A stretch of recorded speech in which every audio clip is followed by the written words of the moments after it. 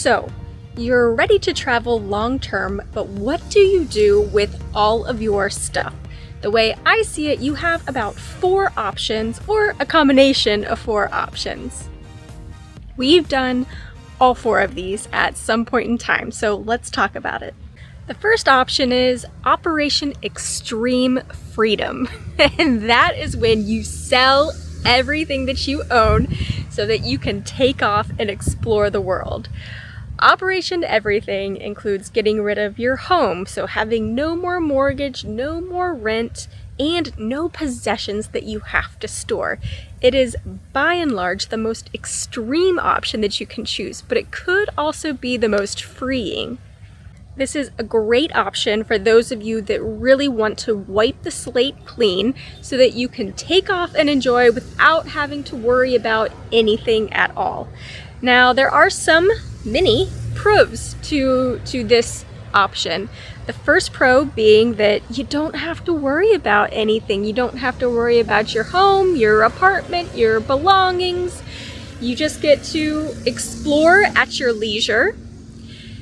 Another pro is that you could actually make a bit of money off of this one. If you own your place and you sell it, then that gives you some money to put away and use for travel, to use for new business ventures, anything really. You might also be surprised how much you can get when you sell your things as well. So if you're looking for a way to perhaps have a larger chunk of money and not have to worry about your things, then this option might be very inviting to you. The cons are, of course, that you'll have nothing when you're done traveling, when you're done exploring, and you'll have to start all over again. And that can be very worrying for people not to have a home base, not to have some place to come back to. And so this one can carry kind of a bit of a heavy mental load depending on the type of person that you are. There could also be some complexities that you have to work around, such as, not having a primary home address to send mail to, send your taxes to fill out on forms. It can all become a bit tricky the longer that you go without having any sort of home base or primary residence. Now, I think what most people probably do as a workaround for that is that they just use an address, a residence of family or friends. So it's not a deal breaker by any means, but there are some things you have to work around. Believe it or not, Jimmy and I actually did this about 4 years ago now. We sold our primary residence. We had bought a fixer-upper in 2019. We spent 2 years working on that house. We touched every inch of it, inside and outside. We made it exactly what we wanted. Jimmy, primarily, he worked on it. That was pretty much his full-time job, was fixing up the house. And when all was said and done, we just didn't see ourselves staying there long term. And by that point, it was 2021. The market in America was really starting to rise, and we said, you know what? Let's cash in. So not only did we sell our house, but the people that bought our house also wanted everything inside of it. And so from that perspective, it was really easy. All I had to do was itemize things in the house. We agreed upon a set price, and at the end of the day, Jimmy sold his car, his motorcycle. We kept one vehicle. We kept some personal possessions that could fit in the back of that vehicle, and that was it. That is by far the thing that really stepped us up to being able to take this career break now, because it gave us such a level up when it came to savings and putting our mind at ease. Maybe you like the idea of giving up your home, but you're not quite ready to separate with all of your things. Option 2 is what I would call the middle ground. And it's where you give up your main place of living. So if you own, that would mean selling your home. If you rent, this would be a great chance to coordinate your travel with the end of your rent period, but you still keep your things. And the best way to do that is to have some sort of storage solution. The pros of this approach are that you still get your things, you get to keep anything that's sentimental, anything that might be expensive, and you don't have to have that maybe mental load of saying goodbye to everything that you own.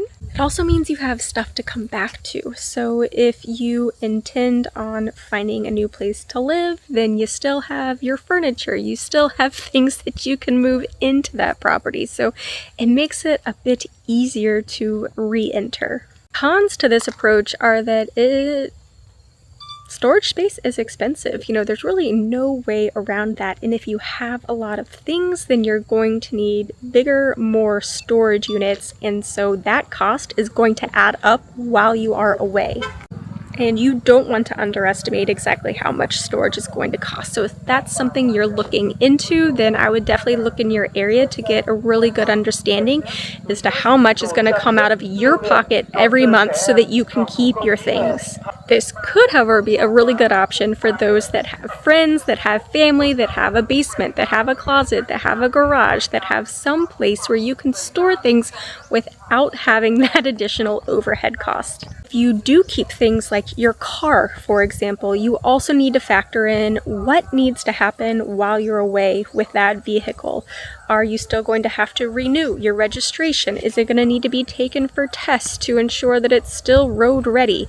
Are you going to have somebody that can drive it around for you? Are you going to have to replace all the tires or the battery when you come back? So these are just things that you have to consider when you're going to have some of those bigger items that you want to come back to, but you still need to maintain while you're away. We've used this option a few times now. It does make it a bit easier to know that you still have your things tucked away in storage, but also you get the financial benefit of not having to pay any rent while you're away, of not having to rent your home out if you just don't want to deal with renters, for example. So it could definitely be a good option for a lot of people. Now, if you do own a home, or you rent a place that you're able to sublet, then why not make it work for you? So option 3 is make it work for you. This is the option that we've chosen right now while we're on this career break and we are away traveling. We do have a home in Arizona and we rent it out while we are away. This is a great pro because we have income every month. So other people are currently living in our property and they are not only covering the cost of our mortgage, of our taxes, of all those things that you have to consider, but they're also partially funding this year away. So that is lovely. Another pro is that we still have a home base to come back to at the end of the year or at the end of whatever term that you would agree to rent from. So if you still want a place to be able to come back to, but you want it to work for you in the meantime, then this could definitely be the option for you. Now you have the choice to rent it furnished or unfurnished, and we have chosen to rent our home furnished, which I think can be a great option because you don't have to worry about your furniture, about moving your big ticket items every time you want to take off. And also furnished rentals tend to get a little bit more money, so that's something that you could possibly consider. That being said, I don't want it to make it sound like this is easy peasy. There are some cons. It can be a lot of hard work. So the first con is that if you choose to rent it, then you're going to have to manage it in some way. So either you're going to have to pay a management company to manage on your behalf, which is going to cut into the amount that you're earning while you're away, or you manage it on your own. We have been managing a property on our own for many years now. It is primarily Jimmy, so I'm very fortunate that he's taken the lead there, but it does require time, even while you're away. It might not be a lot, but you need to be readily available for your tenants in case anything goes wrong. So if you keep your property, you always have to make sure that it's maintained, honestly, even if nobody's in it. So that is another big cost. If something happens to the roof, if something happens to the pool, if the pipes freeze, then you are on the hook for that while you're out enjoying staying on an island in Vietnam. Another thing to consider if you are renting out your home is that you'll probably want to take away any of your personal items. Now, if you have a home that has a basement or an attic or a garage that has space where you can store those, then that would be ideal. We do not have that. Arizona houses don't really have basements or any great storage really, so we have chosen to store our things away for the year, and that comes with a cost. But you know, there are some things we're just not really ready to part with, and also we did want to keep one vehicle for when we get back. We just felt like it was going to be much more of a hassle to sell a car, come back, have to probably rent a vehicle, and then be on the hook to buy a car. We didn't want to feel time pressured that way, so we were able to find a storage unit where you can store your vehicle with your possessions, so that's okay. Also really have to carefully screen who you're letting into your home, and so there is always the risk that a person that agrees to rent your property doesn't pay on time, and so that becomes a burden out of your own pocket. Or you could potentially come back at the end of your time off and they could have damaged your property. So I cannot stress enough how important it is to properly screen, interview, meet whenever possible, so that you have a really good understanding with that renter as to what your expectations are of how they're treating your property while you're away.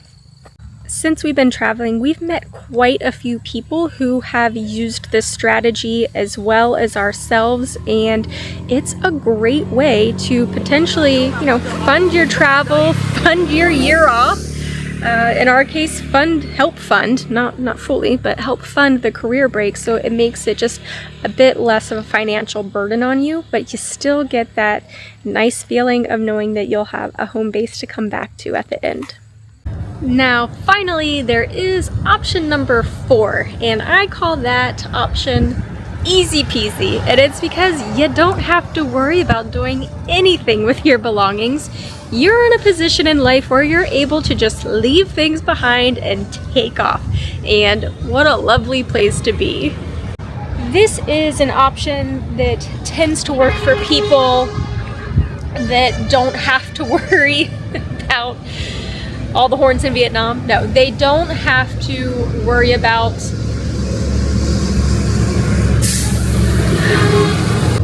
This is a great option for people who no longer have a mortgage. Maybe you've paid that off, who don't have to worry about rents. I don't know what your living situation is, but maybe you just don't have to worry about that. And so it costs you not very much money to just leave your possessions behind in your home.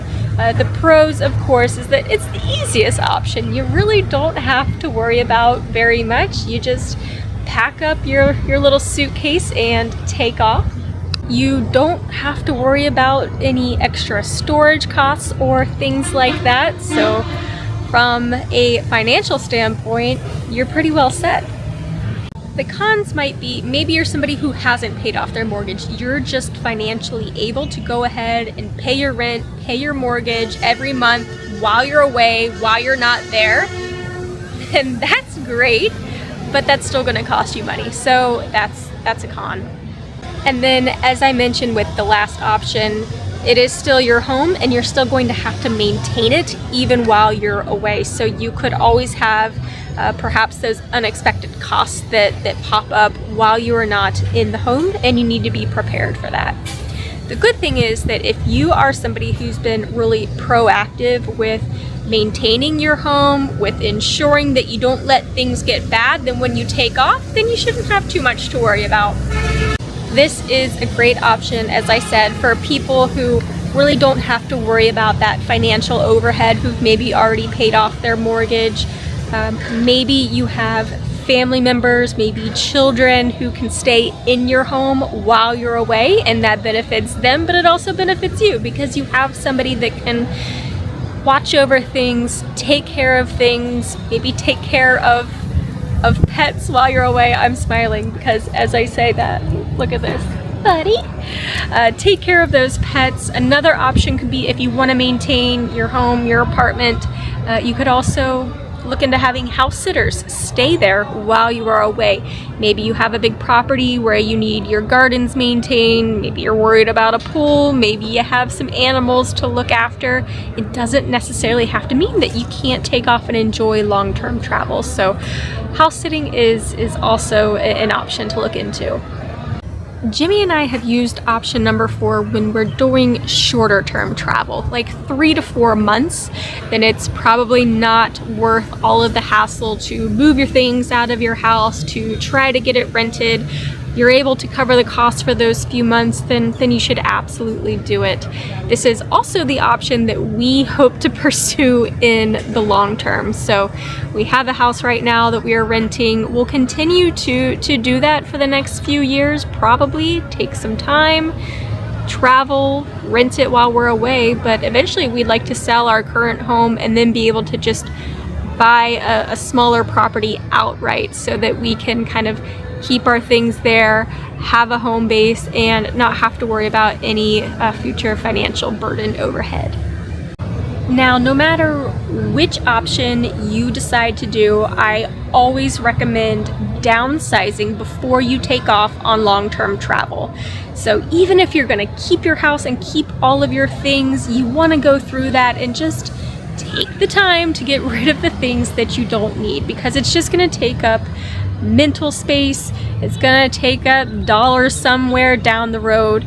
Definitely go through your things and donate, sell what you no longer need. If you're looking at planning, you're a little further out and you're planning, then maybe consider downsizing to a smaller apartment or a condo. That will certainly force you to only keep exactly what you need. No matter which option is right for you, pack up your things and get on out there. Enjoy the adventure, because it's a big, beautiful world.